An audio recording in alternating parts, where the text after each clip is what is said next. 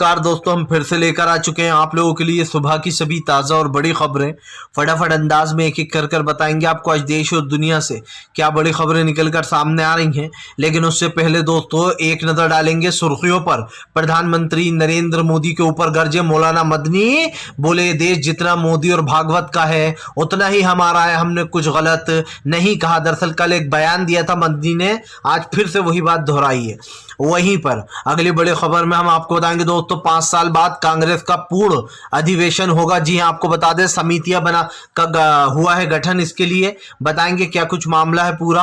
वहीं पर अगली बड़ी खबर में हम आपको बताएंगे दोस्तों महाराष्ट्र में पत्रकार की हत्या पर छिड़ी सियासत। संजय रावत बोले डिप्टी सीएम हाथ मलते रहेगा, कुछ नहीं कर पा रहा है। वहीं पर अगली बड़ी खबर में हम आपको बताएंगे दोस्तों राहुल गांधी का पीएम नरेंद्र मोदी के ऊपर बड़ा हमला। बोले फिलहाल हमें किसी से जवाब लेने की जरूरत नहीं है, पीएम मोदी की चुप्पी ने बता दिया कि अडानी का उनके साथ क्या रिश्ता है। वहीं पर अगली बड़ी खबर में हम आपको बताएंगे मल्लिकार्जुन खड़गे का बीजेपी के ऊपर बड़ा हमला। बोले हमें मंत्रियों से नहीं बल्कि पीएम से जवाब चाहिए। वहीं पर अगली बड़ी खबर में हम आपको बताएंगे दोस्तों दिल्ली के महरौली में बुलडोजर लगातार चल रहा है दोस्तों। जो मासूम लोगों के पैसे थे, आप समझिए महरौली में जिन्होंने पैसे लगाए थे उनका बेफालतू में 2 दिनों से दिल्ली में घर गिराए जा रहे हैं। और आप समझिए न्यूज 24 के पत्रकार से बाकायदा बदतमीजी की गई, गालियां तक बकी गई। ये है दोस्तों आप समझिए मोदी राज में पत्रकारों की इज्जत। बताएंगे क्या कुछ हुआ है। वहीं पर अगली बड़ी खबर में हम आपको बताएंगे दोस्तों, दरअसल आपको बताते चले बीजेपी के ऊपर लगे गंभीर आरोप। बोले अडानी से बीजेपी का रिश्ता गहरा, अधीर रंजन चौधरी ने उखाड़ी बीजेपी की बखिया। वहीं पर अगली बड़ी खबर में हम आपको बताएंगे अखिलेश यादव का बीजेपी के ऊपर बड़ा हमला। बोले 2024 में बीजेपी को सत्ता से जनता करेगी बाहर। तो सारी खबरें फटाफट अंदाज में देंगे, एक एक कर कर देंगे। फिलहाल खैर चलिए बढ़ते हैं सबसे पहली और सबसे बड़ी खबर की ओर। दरअसल दोस्तों आपको बता दें मौलाना मदनी का कल वाला बयान हुआ वायरल। मदनी बोले हमने बिल्कुल सही बोला। दरअसल दोस्तों आपको बता दें कल मौलाना मदनी ने एक बयान दिया था, हो सकता है आप लोग ने सुना होगा। मौलाना मदनी ने कहा था कि ये देश जितना मोदी का है, ये देश जितना मोहन भागवत का है उतना ही मौलाना मदनी का भी है। मौलाना मदनी ने कहा कि इस्लाम इस देश का सबसे पुराना धर्म है। कोई इस्लाम बाहर से आया हुआ कोई धर्म नहीं है जिसे बीजेपी के नेता कहते हैं कि ये तो बाहर से आया हुआ धर्म है। आपको बताते चले मौलाना मदनी ने कहा कि इस देश का सबसे पुराना धर्म इस्लाम है। और ऐसे में इस देश का में अगर ये देश जितना मोदी का है, जितना भागवत का है, उतना ही मदनी का भी है। आपको बता दें मौलाना मदनी ने भारतीय जनता पार्टी पर जमकर हमला बोला। मौलाना मदनी ने कहा कि आज देश में नफरत फैलाई जा रही है, एक दूसरे को आपस में लड़वा दिया जाता है धर्म के नाम पर और राजनीति को बाकायदा बढ़ावा दिया जाता है। आपने देखा होगा दोस्तों अभी दिल्ली में 4 दिन पहले ही एक संसद लगा था, धर्म संसद। किसके लिए? बागेश्वर के लिए। लेकिन अफसोस की बात ये दोस्तों कि वहां पर खुलेआम, उस संत का मुझे नाम तो नहीं पता दोस्तों, बहुत बुजुर्ग था, इसके बारे में बोलूं क्या। लेकिन दोस्तों इस उम्र में भी ये कह सकते हैं दोस्तों कि एक जो वो होती है ना मक्कारी, वो उसके चेहरे से झलक रही थी इस संत के। अपने आप को हालांकि ये संत कहता पर दिख नहीं रहा था। आपको बता दें इसने खुलेआम नारे लगाए कि हिंदू और मुसलमान और ईसाइयों को कब काटोगे, ये लोग तुम्हें काटते हैं। इस तरीके की इसने खुलेआम नारे लगाए। लेकिन अफसोस की बात यह है दोस्तों कि दिल्ली पुलिस ने अब तक उसके खिलाफ कोई कार्रवाई नहीं करी है। समझिए अगर बाई चांस दोस्तों एफआईआर दर्ज हो भी जाती हैं तो ऐसे लोगों को ऊपर सिर्फ एफआईआर दर्ज करके उनको छोड़ दिया जाता है। ज़्यादा प्रेशर आता है तो 2-1 दिन के लिए उनको पकड़ लिया जाता है और पकड़ने के बाद दुनिया को ये बताने के बाद कि देखो हमने कार्रवाई कर दी है, उसके बाद दोस्तों मोदी सरकार आराम से बच निकलती है। अफसोस की बात यह है दोस्तों कि आज मौलाना मदनी जो बोल रहे हैं उस बात में कोई गलत नहीं है कि जितना ये देश हमारे हिंदू भाइयों का है उतना ही हमारे मुस्लिम भाइयों का है, उतना ही हमारे ईसाई भाइयों का है, उतना ही हमारे जो सिख भाइयों का है। तो दोस्तों इस देश के लिए सबने अपना अपना खून बहाया है। लेकिन अफसोस की बात यह है दोस्तों कि केंद्र में बैठी हुई सत्ताधारी सरकार अगर धर्म संसद लगता है तो उस पर चुप बैठी रहती है, लेकिन अगर मुस्लिम कुछ एक बात भी कर दे तो उस पर कार्रवाइयां हो जाती हैं। अफसोस की बात आप देखिए दोस्तों कि 4 दिन पहले जैसे कि मैंने बताया वो बागेश्वर के समर्थन में खुलेआम उसने नारे लगाए कि इतनी सी तुम लोग छुरी रखते हो, बड़े बड़े तलवार और छुरे रखो, ये लोग तुम्हें काट रहे हैं, तुम कब मुसलमान और ईसाइयों को काटोगे। ये साफ साफ बयानों में, शब्दों में कहा गया, लेकिन उसके बाद भी इन लोगों के ऊपर कोई कार्रवाई नहीं। अफसोस की बात है। चलिए बढ़ते हैं एक और अगली बिग ब्रेकिंग की तरफ। बता दोस्तों, अगली जो बड़ी खबर निकल कर आ रही है, आपको बताते चले, राहुल गांधी का पीएम नरेंद्र मोदी के ऊपर बड़ा हमला। बोले संसद को तार तार किया जा रहा है, लोकतंत्र की धज्जियां उड़ा रही बीजेपी। आपको बताते चले दोस्तों, दरअसल देश में लोकतंत्र अब नाम मात्र का बचा है। जो लोग लोकतंत्र की दुहाई देते थे, जो लोग लोकतंत्र की बात करते थे, दरअसल लोकतंत्र को उन्होंने एक मजाक बना दिया है। और कैसे बना दिया है ये भी समझ लीजिए। आप सब जानते हैं दोस्तों कि संसद इसलिए बनाया गया है कि विपक्ष अपनी आवाज को उठा सके, वो अपने मुद्दों को रख सके। राहुल गांधी ने कहा कि हम जो भी संसद में बोलते हैं उसको काट दिया जाता है, सिर्फ सत्ताधारी पार्टी को खुश करने के लिए। राहुल ने कहा कि अगर संसद में ये सब कुछ काटना ही है तो फिर संसद में जाने का मतलब ही क्या है। राहुल ने कहा कि हम तो हमारी तरफ से पूरी मेहनत करते रहेंगे, भले ही बीजेपी वाले उसको सफल होने दें या ना होने दें। हमारे हिसाब से अगर हमने जनता के बारे में बोला तो वो हमारी सफलता है। राहुल ने कहा कि मैंने जो भी मोदी सरकार के बारे में बोला उसमें से मेरी स्पीच को काट लिया गया, संसद में उस पर कैंची चला दी गई। राहुल गांधी ने कहा कि बहुत ही अफसोस की बात है, उसमें कोई ऐसे शब्द तो थे नहीं कि सेंसर लग जाए और कट जाए। लेकिन दोस्तों अफसोस की बात यह है कि संसद में ये हो रहा है। राहुल गांधी की इस बात दोस्तों मल्लिकार्जुन खड़गे के साथ भी ये हुआ था। राहुल ने कहा कि अगर पीएम को इतना डर लगता है और संसद में बैठे हुए स्पीकर लोकतंत्र को बचा नहीं सकते तो फिर साफ साफ बोले। जाहिर सी बात है दोस्तों, आप संसद के स्पीकर हो, आपको सब कुछ पता है क्या हो रहा है संसद में। बाकायदा विपक्ष के जो नेता हैं उनके भाषणों को काटा जा रहा है, कैंची चलाई जा रही है। मुझे पूरा यकीन है दोस्तों, जिस दिन भी बीजेपी की सरकार जाएगी और दूसरे विपक्ष की सरकार आएगी दोस्तों, तो उस दिन बीजेपी पता है आपको क्या करेगी। बीजेपी कहेगी कि अरे हमने तो जो है लोकतंत्र को बचाने का खूब काम किया था, लेकिन कांग्रेस लोकतंत्र की हत्या कर रही है, हमें बोलने नहीं दे रही है। लेकिन आज जब दोस्तों खुद किसी को बोलने नहीं दे रहा है तो सब लोग खामोश पड़े हैं। चलिए बढ़ते हैं एक और अगली बिग ब्रेकिंग की तरफ। बता दोस्तों, अगली जो बड़ी खबर निकल कर आ रही है, आपको बताते चले दोस्तों, अखिलेश यादव का बीजेपी के ऊपर बड़ा हमला। बोले 2024 में जनता दिखाएगी आईना, बाबा समेत सबको खदेड़ेगी। आपको बताते चले, अखिलेश ने ऐलान कर दिया कि 2024 के लोकसभा चुनाव में बीजेपी को उसकी सही जगह दिखाएगी जनता। अखिलेश यादव ने कहा कि ये लोग सत्ता के नशे में चूर हो चुके हैं, इन्हें न जनता की पड़ी है और ना ही देश के किसानों की, ना गरीबों की। आपको बताते चले दोस्तों, लगातार जो है यहाँ पर इस तरीके के काम हो रहे हैं। आपने भी देखा होगा कि हमारे देश में दोस्तों सरकार के नियमों को लेकर हमेशा सवाल उठते रहे। सरकार वादे तो कर जाती है, घोषणा पत्र भी जारी कर देती है, लेकिन उसके बाद वो वादे नहीं निभाए जाते। अखिलेश यादव ने कहा कि इस देश में अलग अलग तरीके के कानून बन रहे हैं जो खुद बीजेपी निजात करती है। अखिलेश ने कहा कि ये लोग धर्म के वैज्ञानिक हैं, हर जगह अपना धर्म घुसेड़ देते हैं, हर जगह धर्म में नई बातें जोड़ देते हैं। क्या धर्म इन्होंने बनाया है? अखिलेश यादव ने यह भी कहा कि बीजेपी वाले गलतफहमी में रह रहा है कि जनता इनको सत्ता से नहीं उतारने वाली। आपको बता दें, अखिलेश ने कहा इस देश की जनता ही इन्हें उठाकर बाहर फेंकती हुई नजर आएगी। जाहिर सी बात है दोस्तों, जो लोग आज देश में नफरत फैलाने का काम कर रहे हैं या फिर दोस्तों देश की संपत्तियों को बेचे जा रहे हैं, उनको जनता जरूर जवाब देगी। मैंने पहले भी कहा है दोस्तों और फिर कहूंगा कि भारतीय जनता पार्टी का बुरा समय बहुत जल्दी आएगा। इस देश की राजनीति दोस्तों उन लोगों को अच्छे से जानती है जो लोग हमारे देश में कहीं ना कहीं ये करने की कोशिश करते हैं दोस्तों। लेकिन ये साफ है कि सरकार की जो एक तरीके से जो चीज़ है दोस्तों, जो सरकार ये बोलती है उस चीज़ का कोई मतलब नहीं है। एंड दोस्तों आप सब जानते हैं कि भारतीय जनता पार्टी की असलियत यही है। बीजेपी सिर्फ देश में नफरत फैलाने का काम करती है, उसको कोई मतलब नहीं अगर धर्म संसद लग रहा है, लोगों को फैलाया, नफरत फैलाई जा रही है। लेकिन दोस्तों अगर विपक्ष ने बीजेपी की बुराई कर दी तो वो अफसोस हिंदू विरोधी भी हो जाता है। जैसे मान लीजिए अखिलेश ने ही बीजेपी की बुराई करी तो मेरे हिसाब से अब बीजेपी अखिलेश को भी हिंदू विरोधी बताएगी। और जिस धर्म संसद की मैं बात कर रहा था उसमें बाकायदा अखिलेश, स्वामी प्रसाद मौर्य, इन लोगों को भी गोली मारने तक की बातें की गई। लेकिन अफसोस की बात यह है कि भारतीय जनता पार्टी सोती रही। अब अगर अभी दोस्तों यही बात कोई पीएम नरेंद्र मोदी के बारे में बोल देता तो पूरी की पूरी भारतीय जनता पार्टी एक्टिव हो जाती और उसको टारगेट करने लगते जिसने ये शब्द बोले होते।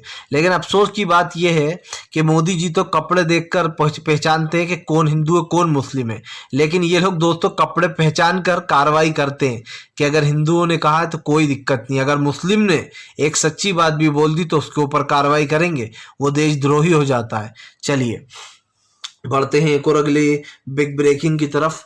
बता दोस्तों अगली जो बड़ी खबर निकल कर आ रही है आपको बताते चलें दोस्तों। 5 साल बाद कांग्रेस का पूर्ण अधिवेशन समितियों के साथ हुआ गठन। दरअसल दोस्तों आपको बता दें 5 साल बाद जो है यहाँ पर कांग्रेस जो है पूर्ण अधिवेशन करने जा रही है, इसके लिए समितियों का भी गठन हुआ है। आपको बताते चलें कांग्रेस के सारे नेता एकजुट होंगे, आगे बातचीत होगी पार्टी में कहाँ क्या कमजोरी है, कहाँ क्या मजबूत और करना चाहिए और सरकार के खिलाफ। और आपको बता दें संविधान में कैसे ये जो संशोधन किया जा रहा है, लगातार कानून बनाया जाना चाहिए, सख्त संविधान को लेकर भी बातचीत होगी। दरअसल दोस्तों कांग्रेस की ये 5 साल बाद रैली है, इसमें खास बात यह है कि इस बार दोस्तों मल्लिकार्जुन खड़गे कांग्रेस के अध्यक्ष हैं। ऐसे में मल्लिकार्जुन खड़गे की अगुवाई में ये सब कुछ किया जा रहा है। आपको बता दें जब से खड़गे जो है अध्यक्ष बने तब से वो एक्शन के मूड में नजर आ रहा है। मल्लिकार्जुन खड़गे ने बीजेपी के ऊपर हमला भी बोला। मल्लिकार्जुन खड़गे ने प्रधानमंत्री नरेंद्र मोदी के ऊपर हमला बोलते हुए कहा कि फिलहाल हमें पीएम मंत्रियों से नहीं बल्कि पीएम नरेंद्र मोदी से जवाब चाहिए कि आखिरकार उनका अडानी से क्या रिश्ता है। आपको बता दें दोस्तों पीएम नरेंद्र मोदी इस बार बड़ी आसानी से बच गए। पीएम नरेंद्र मोदी को लगता है कि जनता के सवालों से बचना है तो कांग्रेस की बुराइयां करने लगो, कांग्रेस हमसे सवाल पूछे तो हम उनकी बुराइयां करने लगेंगे। दरअसल दोस्तों आप भी जानते हैं कि इस देश की राजनीति किस चीज पर टिकी हुई है, लेकिन अफसोस की बात यह है कि चाहे वो प्रधानमंत्री नरेंद्र मोदी हो या फिर बीजेपी के दोस्तों वो तमाम नेता जो इस तरीके के उल जलूल बयान देते हैं। लेकिन दोस्तों क्या आपको पता है प्रधानमंत्री नरेंद्र मोदी ने देश की संपत्तियां जो है वो पूरी तरीके से नीलामी में डाल दी हैं। मैं सिर्फ एक सवाल पूछना चाहता हूं दोस्तों कि आज जो देश में ये जो महंगाई, गरीबी और बेरोजगारी जैसे मुद्दे बढ़ रहे हैं, इसको लेकर पीएम का क्या कहना है। जाहिर सी बात है अगर आप और हम पीएम से पूछेंगे तो शायद पीएम नरेंद्र मोदी इस जवाब पर कोई सवाल पर जवाब नहीं देंगे। अफसोस की बात है दोस्तों कि देश की संपत्तियां बिक रही हैं, देश में बेरोजगारी, महंगाई जैसे मुसीबत आ रही है, लेकिन उसके बाद भी दोस्तों देश में नफरत फैलाई जाती है। सब मल्लिकार्जुन खड़गे ने साफ कहा कि फिलहाल जो भारतीय जनता पार्टी है उसका अडानी से गहरा रिश्ता है और इस सवाल पर पीएम ने कोई जवाब नहीं दिया है। आपको बता दें दोस्तों बस बीजेपी के मंत्री ही बोल रहा है, पीएम नरेंद्र मोदी तो नाम तक नहीं ले रहे हैं। आप उनका इतना डर लगता है पीएम नरेंद्र मोदी को दोस्तों कि मैंने अगर एक भी बार नाम ले लिया अडानी का तो मैं फंस जाऊंगा, इसीलिए पीएम नरेंद्र मोदी दोस्तों इस चीज का नाम तक नहीं ले रहा है। आपने इससे पहले भी देखा होगा कोरोना में पीएम नरेंद्र मोदी छुपे बैठे रहते थे, कभी भी वो ट्विटर पर आकर कुछ जवाब नहीं देते थे। जनता उनको कोस रही थी कि भैया आपकी वजह से हमारे बच्चे मारे जा रहे हैं, वेंटिलेटर का इंतजाम नहीं है, हॉस्पिटलों में अधूरी वो है और स्वास्थ्य व्यवस्था है, उसके बावजूद भी पीएम नरेंद्र मोदी बाहर निकल कर नहीं आए, ना ही उन्होंने कोई जवाब दिया। और यही कारण है कि जब भी देश पर आपदा आती है, मुसीबत आती है, तो सबसे पहले पीएम नरेंद्र मोदी गायब हो जाते हैं, वो बोलना ही छोड़ देते हैं, क्योंकि जाहिर सी बात है कुछ बोलेंगे तो सवाल तो उठेंगे ही। और दोस्तों सवाल उठते हैं तो आप भी जानते हैं कि पीएम नरेंद्र मोदी हो या तमाम वो बीजेपी के नेता, वो इसी तरीके से बच निकलते हैं। चलिए बढ़ते हैं एक और अगली बिग ब्रेकिंग की तरफ। बता दोस्तों अगली जो बड़ी खबर निकल कर आ रही है आपको बताते चले दोस्तों, प्रियंका चतुर्वेदी ने कर दी मोदी सरकार की छुट्टी, बोले फिलहाल संसद का क्या काम होता है सच्चाई बताना, लेकिन संसद धीरे धीरे करके लोकतंत्र की हत्या करने में जुटा है। आपको बता दें प्रियंका चतुर्वेदी ने संसद पर हमला बोलते हुए कहा कि फिलहाल संसद में सिर्फ सत्ता पक्ष की सुनी जा रही है, सत्ता पक्ष को खुश करने के लिए विपक्ष की आवाज दबाई जा रही है, विपक्ष के वीडियो काटे जा रहा है। आपको बता दें प्रियंका चतुर्वेदी ने कहा कि सब जानते हैं बीजेपी क्या कर रही है, बीजेपी के कहने पर ही सदन में ये सब कुछ हो रहा है। दोस्तों बाबा साहब अम्बेडकर ने जो संविधान बनाया था, जो उसके अकॉर्डिंग रूल्स बनाए थे, उसकी तो मोदी सरकार ने धज्जियां उड़ा दी। जाहिर सी बात है अगर जनता आपसे कोई सवाल पूछती है, उस सवाल का जवाब मांगती है, तो आपको उस सवाल का जवाब देना चाहिए। लेकिन मुझे नहीं लगता कि आप किसी भी सवाल का जवाब देंगे, क्योंकि जाहिर सी बात है दोस्तों भारतीय जनता पार्टी किसी सवाल का जवाब देने में बिल्कुल भी जो है यहाँ पर खुश नहीं है। प्रधानमंत्री हों या दोस्तों बीजेपी के वो तमाम नेता, उन्हें सबको पता है कि फ़िलहाल हमें क्या करना है। इसीलिए दोस्तों बीजेपी बहुत चालाक है, वो इन चीज़ों से बचती है, इन चीज़ों से भागती है। और मैंने पहले भी कहा है दोस्तों कि सरकार की नीतियाँ जो है वो आपके और हमारे खिलाफ हो चुकी हैं। आपको और हमें समझ में नहीं आता कि आखिरकार सरकार की क्या मंशा है, इसीलिए हम इस चीज़ पर बार बार जोर देते हैं। चलिए बढ़ते हैं एक और अगली बिग ब्रेकिंग की तरफ। बता दोस्तों अगली जो बड़ी खबर निकल कर आ रही है आपको बताते चले दोस्तों, इस बार 2024 में राहुल गांधी की होगी बल्ले बल्ले। जी हाँ, आ गया सबसे पहला दोस्तों आपको बता दें सर्वे। दरअसल दोस्तों आपको बता दें सर्वे में भारतीय जनता पार्टी को करारा झटका लग रहा है, तो वहीं दूसरी तरफ कांग्रेस की प्रचंड जीत होती हुई नजर आ रही है। दरअसल दोस्तों आप सब जानते हैं कि देश में राजनीति किस तरीके से बदल रही है, और राजनीति के बदलने के साथ साथ दोस्तों जनता का मन भी बदल रहा है। बहुत सारे लोग मोदी सरकार को अब ठेका दिखा देना चाहते हैं। आपको बताते चले दोस्तों, देश में महंगाई, गरीबी और बेरोजगारी जैसे मुद्दों को बीजेपी ने बढ़ावा दिया है, और इस बढ़ावे को दोस्तों खत्म करना चाहती है कांग्रेस की सरकार। कांग्रेस के सत्ता में आने के बाद दोस्तों सब कुछ सही हो जाएगा, सब कुछ बिल्कुल ठीक हो जाएगा पहले जैसा, क्योंकि जाहिर सी बात है जब तक कांग्रेस सत्ता में रही तब तक उसने कभी भी सत्ता का दुरुपयोग नहीं किया। देश में महंगाई, गरीबी और बेरोजगारी जैसे मुद्दों को दोस्तों हमेशा कांग्रेस ने बढ़ावा दिया। लेकिन अफसोस की बात यह है दोस्तों कि मोदी सरकार महंगाई, गरीबी और बेरोजगारी हर मुद्दे पर पिछड़ी हुई है। आपको बताता चलूं दोस्तों, दरअसल अब एक मामला निकलकर सामने आया है जहां पर बार बार ये सवाल उठ रहा है कि आखिरकार ये जो सरकार कर रही है इसका मतलब है क्या। क्योंकि आप भी जानते हैं दोस्तों कि महाराष्ट्र में अब जो जाहिर सी बात है लोकसभा चुनाव आएंगे, उसमें जहां से हमें पता चला है दोस्तों सर्वे में, उसमें बताया जा रहा है कि कांग्रेस को यहां पर प्रचंड जीत मिलती हुई नजर आ रही है। और इसका सबसे बड़ा राज ये है दोस्तों कि कांग्रेस की भारत जोड़ो यात्रा हो, ये तमाम वो एफर्ट्स जो कांग्रेस ने डाले थे इस यात्रा को आगे बढ़ाने के लिए, मैं तो यही कहूँगा दोस्तों कि फिलहाल कांग्रेस को लोगों का जन समर्थन मिल रहा है, और ख़ास करके वो दिख भी रहा है कि आने वाले समय में कांग्रेस को प्रचंड जीत हासिल होगी यहाँ पर। फिलहाल हम तो यही कहेंगे कि बीजेपी को जल्द से जल्द सत्ता से बाहर निकालना एकमात्र उद्देश्य होना चाहिए जनता का। चलिए बढ़ते हैं एक और अगली बिग ब्रेकिंग की तरफ। बता दोस्तों अगली जो बड़ी खबर निकल कर आ रही है आपको बता दें दोस्तों, संजय रावत का बीजेपी के ऊपर बड़ा हमला, बोले मोदी की दलाली छोड़ो मोदी सरकार। जी हां, आपको बताते चले दोस्तों, आम आदमी पार्टी के संजय सिंह ने मोदी सरकार को घेर लिया। प्रधानमंत्री नरेंद्र मोदी के ऊपर हमला बोलते हुए संजय सिंह ने कहा कि फिलहाल दलाली छोड़ो। आपको बताते चले दोस्तों, सरकार के ऊपर हमेशा ये सवाल उठते रहे कि वो अडानी से बहुत गहरा रिश्ता है मोदी सरकार का। ऐसे में आम आदमी पार्टी के संजय सिंह ने बीजेपी के ऊपर आरोप लगाते हुए कहा है कि प्रधानमंत्री नरेंद्र मोदी का अडानी से बहुत पुराना रिश्ता है, गुजरात से है, और अपनी दोस्ती यारी निभाई जा रही है। आपको बता दें दोस्तों, अडानी 602 नंबर से डायरेक्ट 2 नंबर पर आ गया था, यानी कि अमीरों की लिस्ट में 600 को पीछे छोड़ के 2 नंबर पर आ गया था। सवाल यह है दोस्तों कि मोदी सरकार ने ऐसा अडानी के ऊपर कौन सी जादू की छड़ी फहरा दी थी जो अडानी रातों रात करोड़पति हो गया था।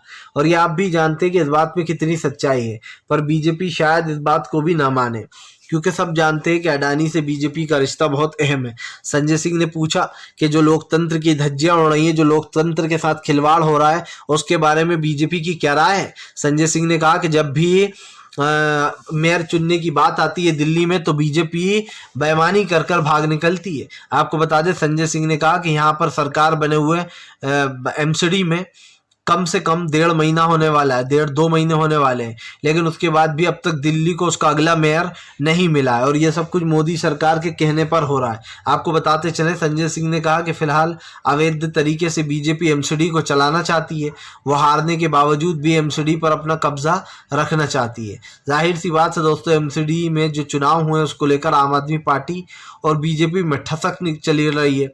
ऐसे में ये तो साफ हो गया है कि आम आदमी पार्टी जो है वो बीजेपी के ऊपर हमलावर हो गई है, और उसने ये भी कर दिया है साफ कि फिलहाल चाहे कुछ भी हो जाए इस मुद्दे पर हम बीजेपी को छोड़ने वाले नहीं है। लेकिन मेरा एक ही सवाल यही है दोस्तों कि बीजेपी जो है वो बहुत चालाक है, वो बहुत चालाकी से काम लेती है। फिलहाल दोस्तों हम तो यही कहेंगे कि अगर आपको हमारा वीडियो अच्छा लगे दोस्तों तो इसको लाइक कीजिए, चैनल पर पहली बार आए सब्सक्राइब कीजिए, पास में एक घंटी आएगी दोस्तों उसको भी दबाइए ताकि हमारे